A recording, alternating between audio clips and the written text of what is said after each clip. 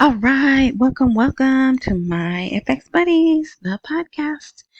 And I say podcast, this would be 218, because there's more than one medium on which you can enjoy this content. And it's another good day. It was another good week. I know, tomorrow's Friday, but it was a good week. So it's been a good September. Suddenly September, right? Okay, but before I get into all of that, thank you. Thank you for hitting the thumbs up. It's been very helpful. I'm distracted by the TV or whatever. It's a computer, but I can't even explain to you what I'm seeing. Anyway, but you know what? There was there was a Kurdish holiday of some sort, I think, on November 25th. So maybe that's what that is. Okay, anyway, let me focus here. All right, so you may want to go to the blog. This time I have two videos at the bottom, and we'll get to those in a minute. I did not do a full post yesterday, September 24th, right? I think I did two short ones or one short one. I put some stuff on Twitter. It was crazy. It was a crazy day yesterday. Yeah, okay, so that's that. So, wherever you are engaging with this content, to get a link directly to the blog, look for a prompt of more info, intro, description, something of that nature. If you click on that, another box may open, and a link directly to the blog, the free blog. You don't have to put your email address in. I don't sell you anything. You just go there and all the articles are going to be there, plus the video that you're watching to follow along with. All right. And then, like I said, at the bottom, there's two videos. All right. I think that's it. If you would like to subscribe, I do have new subscribers. I don't know how many, but I know the number changed. So welcome new subscribers. Thank you. Um, I I will warn you, I am not a flashy, hey, we're going to the bank tomorrow. Yes, everything's great. Chase, $4.75. You're not going to get that here. In fact, you're going to get, you guys, I think we're going into next year, right? That's what I do. I go by the articles. Oh, and I forgot to discuss something also. Someone asked me, "Oh, well, you said October." Okay. Over the weekend I did some research about this is good. This is good. Don't click away. About how their elections work and the different governments. So, the government that they have right now is a regular, full-fledged, 4 years, does everything per the Constitution government. The previous government was a caretaker government. So in that situation, they would shut down 30 days before the election.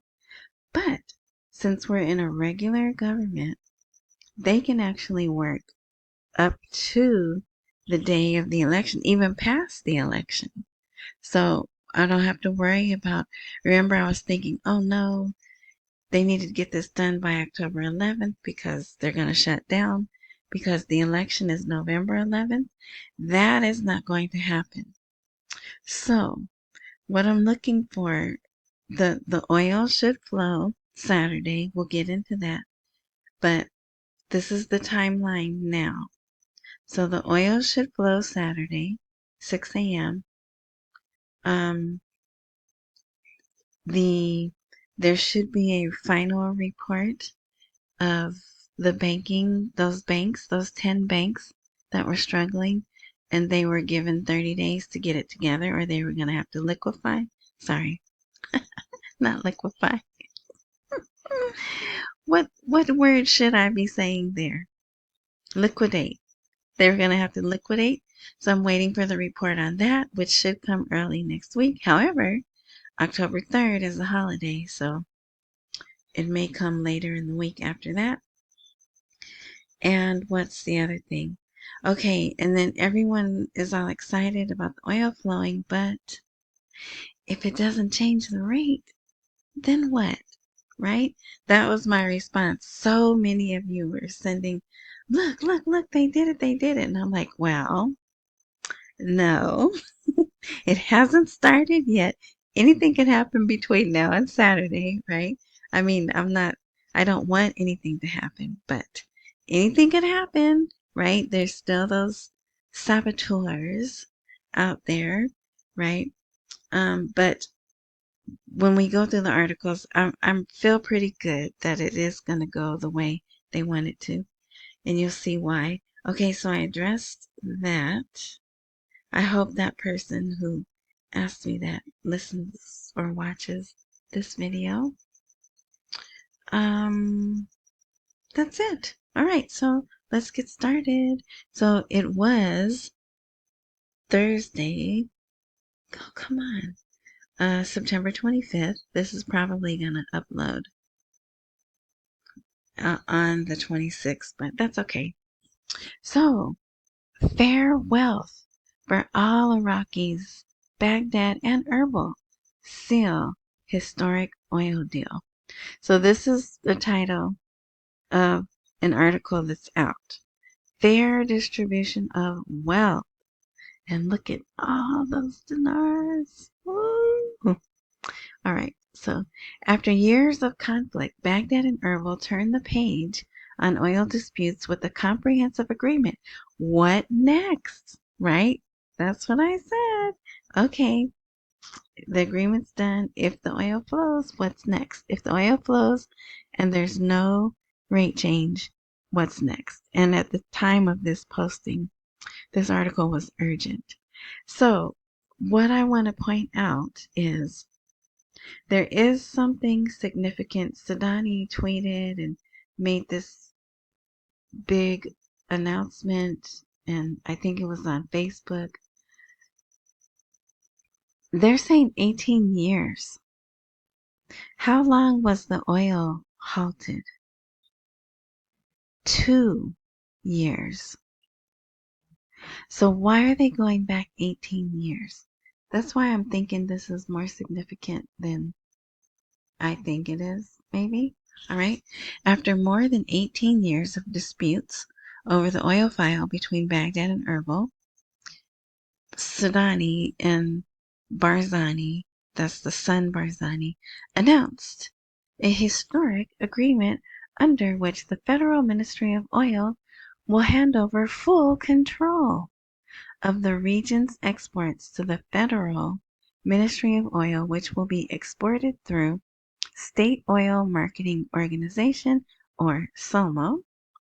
This announcement, described by Sudani as a long-awaited achievement and Barzani as a historic step that will restore the region to global markets, sparked widespread reactions, with experts viewing it as a fundamental shift in the management of national wealth and a reshaping of the relationship between the central government and the region. So that's a good summary. This is kind of a long article. It goes through, yeah, see, it was on his Twitter. We've been waiting 18 years for this again. It includes the fair distribution of wealth, diversification of export outlets, and investment encouragement. Now, for those of you who may be new, the Iraqis, or maybe you forgot because you've been in this so long, they're supposed to get oil money. Like Alaska gets a check. I think it's a stipend. Alaska people get a check once a year, maybe. But the Iraqis they're supposed to get, it's their wealth, their oil, right? So they're supposed to get money, revenue, income. I don't know the right word to call it. But even in 2018, they had special articles and they were like, here, it's going to be 4 accounts. They explained what the accounts were, what was different about each one. They told them, you're going to get a debit card, an additional debit card just for these accounts. And they even have, I think it was down to 12-year-olds. 12-year-olds were going to get money put in an account for them. So, but the RV didn't happen. So it seemed there, and then there was other stuff also coming out in the news that seemed like the RV was going to happen early 2019. But here we are, it did not happen. And you hear no more mention of those accounts. So, but then when I hear this wording, fair distribution of wealth, plus, let's see if this sentence is in here. So if you don't want to read that full article, just read the last 2 paragraphs. The first one and the last 2 will sum up that whole long article. However, Asghar, whoever that is, stressed at the same time that the serious and transparent implementation of this agreement will be the true measure of its success. This requires strong political will and careful professional oversight to ensure that oil resources are a tool for state building, not a source of renewed controversy. And the oil agreement is at risk of failure unless it is implemented with high professionalism and protected from political manipulation. So what do I always tell you guys? They approve, they implement, and they activate, right? So here's the last paragraph of this. It becomes clear that the recent oil agreement between Baghdad and Erbil is no longer merely a technical settlement, but rather a political and institutional transformation that reorganizes the relationship along constitutional lines and establishes a long-awaited national oil partnership. Statements by Sudani and Barzani confirmed that the political will is present, but the real challenge lies in transparent implementation and ensuring the equitable distribution of wealth. If the experiment succeeds, the agreement could mark the beginning of a new phase of economic and political stability in Iraq. However, if it falters, this issue will return to the cycle of disputes that have plagued the country since 2005. So it's very promising. They're really expecting a lot out of this. We'll see. And then here, this is the SOMO director. Kurdistan Oil Export Agreement will ensure implementation of budget law and its amendments. So that's something some people will be looking for. I'll be looking for it. I don't think it's important. But, I mean, I know it's the budget and all of that. But getting the oil pumping, flowing first and foremost is where we should be looking. The government will soon announce the launch of mechanisms after the official signing of this agreement, and everything is ready for us, awaiting the pumping of oil to be exported through the Turkish port of Ceyhan. We are optimistic that these mechanisms will lead to the pumping of oil from the region under the supervision of SOMO. And then again, it says that the mechanisms put in place to implement the budget law and its amendments would have begun the pumping process a long time ago. Ooh, we're really running out of time. And look at these pictures. Look at that. And there's the flag. Okay. Here's highlights from Iraq's address. So this is Rashid Abdulatif. Yeah, I just totally messed up his name. But that's the president of Iraq. So we're going to skip that. Oh, there's the bullet points. They're back. So this is a nice a lot of people like little bullet point presentations of speeches. Here's one for you. You could read that. But I kind of went over that yesterday, I think. Here's a step that does make it seem like the Kurds are going to get paid. The region deposits 120 billion dinars into the federal finance account in preparation for the release of salaries. Now, I didn't see them getting paid today. However, the bigger news and the bigger focus was what? Yes, that. The oil thing. Okay, Vietnam had a pretty good showing at the UNGA so far, right? And it's still not over. Vietnamese and Iraqi presidents hail development of bilateral ties. So if you want to read this, you can. But they are, is it them that has like 24 things? I don't know. But yeah, so it's always treasures and wishes to strengthen multifaceted cooperation with Iraq, particularly in the areas of economy, trade, culture, tourism, and people-to-people exchanges. What does that mean? I'm just kidding. Just kidding. They mean money, purchases.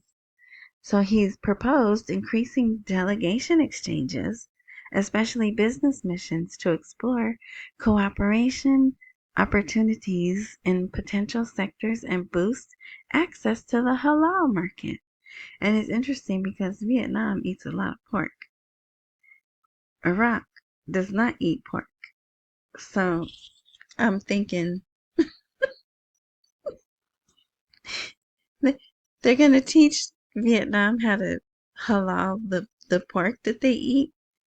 I don't know, but whatever. So yeah, there's a news source. I think it's vietnamnews.news. You could go there. It comes up in English, and you could read to your little heart's content. But it has everything because it's their website, right? It has food, it has business, it has politics, everything. You could get lost for hours on that website. Okay, what's this one? Here they just were announcing the losses they incurred while this particular oil was halted, 22 to 25 billion dollars in 2 years. So if you want to read that, you can. It's there. Let's see. Slight increases in the exchange rate and positive economic indicators. Oh, so the parallel market exchange rate has been creeping up, right? Actually, it's been pretty stable, but it's not going below 1400. So what did they do? Like they always do, they send Mohammed Saleh out to talk to the people and say, no, it's okay. Look, I know we have a liquidity crisis, but look over here. Inflation is under 3%, and it has been. And look over here. Unemployment is down by 13%. And look over here. GDP has grown to 4%. Never mind, prices are going up in the market, right? Look at all this other stuff. So see, our government is the only one that does that. But what I did notice was this here. Before, this is another difference. Well, if we see it again, he explained the economic policy is proceeding on its 3 axes. Axes? Yeah. Monetary and fiscal. Now that's nothing new, right? They've been saying monetary and fiscal. Now they're adding in commercial. Monetary, fiscal, and commercial. So yeah. So they talk about the inflation rates have fluctuated, but they stay below 3% for the 3rd consecutive year, demonstrating the success of an economic policy in achieving stability, particularly monetary policy, which considers price stability and maintaining the purchasing power of the dinar as its primary objective. All right. So here's my one commercial. Thank you. If you'd like to support my FX buddies, when this blog is live, the Buy Me a Coffee link is live. Cash App is always live, and PayPal as well. And you can find me there at $Tish Wash, T as in Tom, I, S as in Sam, H, W, A, S as in Sam, H. Big or small, I appreciate it all. And thank you in advance for your generosity. Ding! All right. So let's see. Here's a weird little article. The stock exchange, Iraq Stock Exchange, signs a memorandum of understanding with the Investor Relations Organization. So it's just 3 sentences. And I've always said in the past, when they have these little tiny articles like this, later it turns out they were major, right? The Iraq Stock Exchange signed a memorandum of understanding with the Middle East Investor Relations Organization. They announced that by signing this memorandum, it will join a regional network comprising major Arab financial markets. So then they're just saying it's enhancing transparency, developing disclosure practices, blah, blah, blah. All right. This is another article about the oil, but is this the one? No. So, here, now this was on some website. And actually, this is from yesterday, but I just wanted you listen to this title. Breakthrough oil export deal in Iraqi Kurdistan. A new dawn for crude flow. So this is really serious. And the more that I went on and the more I kept reading all these different articles, I'm like, this isn't just some little rinky-dink pipeline deal. They're making it seem like it's, I don't even have the word to describe it.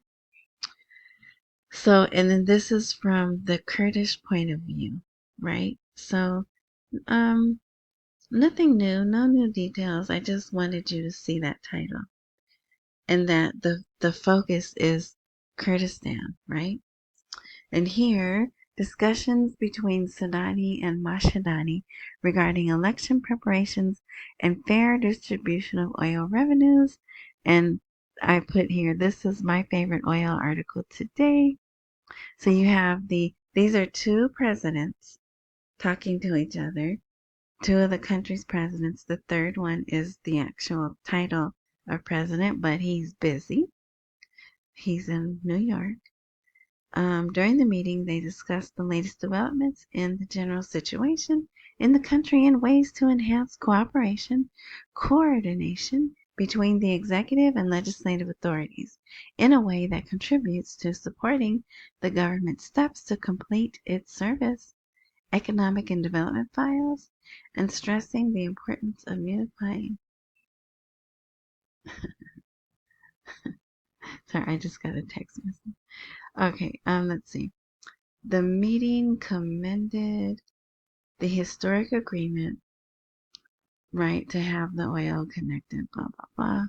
It also praised the impact of this step on development, diversifying crude oil export outlets, and establishing fairness in the distribution of oil revenues. This meeting also discussed the ongoing preparations for the successful holding of parliamentary elections next November, the results of which will be a true expression of the will of the Iraqi people. Isn't that special? Too bad it's not true, but at least they're trying to put it out there. So here's another article. Let's see, did I bold anything here? No. Now here's just an article, I just always have to put this in here. Source, an informed political source, revealed to the independent agency on Thursday that an atmosphere of growing anxiety prevails behind the scenes of Iraqi Prime Minister Sudani's office as the debate over the fate of his second term in office escalates and indications grow of imminent changes that may affect the head of the executive authority in Iraq. So the title of the article, Source, Early Concerns in Iraq-Sudani's Office amid sign of a lack of support for a second term. So, who wrote this? What's their motivation for writing this, right? But see, it's out there. There's a movement out there, and look, they want him to take steps to safely exit. But yeah, so there's more. This is actually quite lengthy. If you'd like to read it, they're having this iTex. They're having so many conferences, but this one is Information of Technology, Communications, and Artificial Intelligence exhibition kicks off.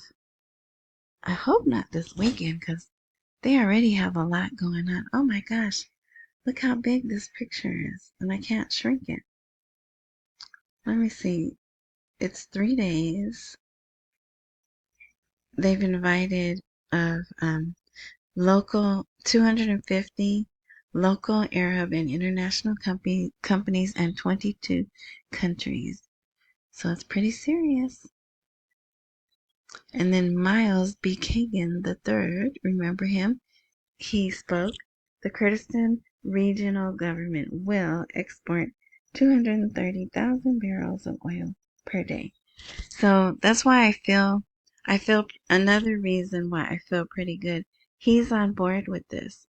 He's agreed. He represents the international oil companies, and he's on board. So it's looking good. It's looking good, like it's going to happen. So he had an interview. The exports are expected to begin within 2 or 3 days. All right.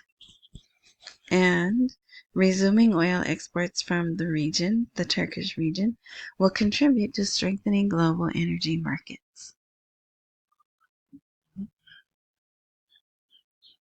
Oops, okay. So is that it? That is. Okay, this is a 4-minute video. Let me see. It's this guy. It's CBS Evening News, but I know a lot of people like him. Iraqi President Abdul Rashid on is threat. It's is 2 times, but it's pronounced a different way, right?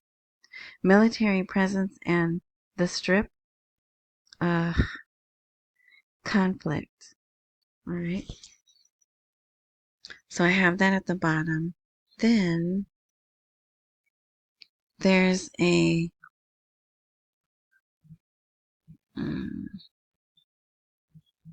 shoot. What is that? Oh, well, I thought I had it, but I must have closed it. So Saturday and Sunday, they're having this huge, I said huge, investment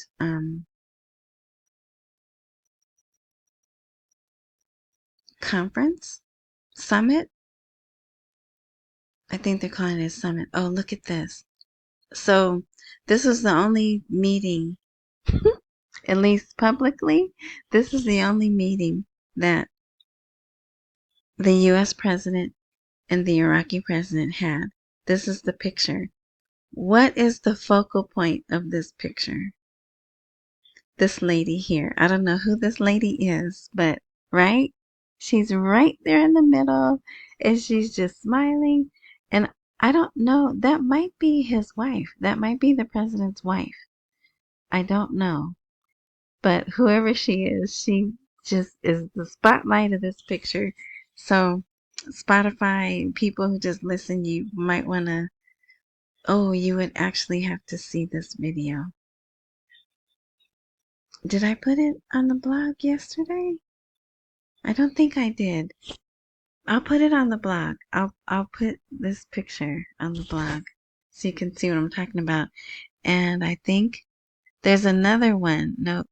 There's another picture, and there's some guy. Maybe it's this guy here with these cameras. Yeah, it might be him. There's another picture from a different angle, and he's here instead of her. Oh, look, we're at 30 minutes. Okay. There was one other thing. So here, look at this. This is the son Barzani. And I'm not going to go through the whole article. Same article, just a different title. He says the oil agreement reconnects Kurdistan's oil fields to global oil markets, not the country of Iraq, specifically Kurdistan, right? And then what's this? Here is one of Sudani's advisors, Hussein Alawi. Does he look familiar? That's a bad picture. That's a very unflattering picture of him. The tripartite agreement will solve the salary problem once and for all. So that's good for the Kurds, right? Okay. Look at this. Did you see this? Was this announced? I thought that was one of the articles, but maybe I decided against not. I decided not.